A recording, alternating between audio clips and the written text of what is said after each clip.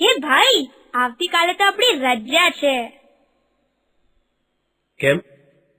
આવતીકાલે તો કોઈ તહેવાર નથી. ના ના, અમારા શિક્ષકે કહ્યું છે કે આવતીકાલે શાળાએ આવવાનું નથી. પણ મારે તો શાળાએ જવાનું છે. મારા શિક્ષકે તો મને આવું કંઈ કહ્યું જ નથી. આ તો ફક્ત અમારા વર્ગની જ રજા છે. સારું, તું કહે છે તો મને સ્કૂલમાં પૂછી જોવા દે. ના ના, ખરેખર તો હું આવતીકાલે શાળાએ જવા માંગતી જ નથી.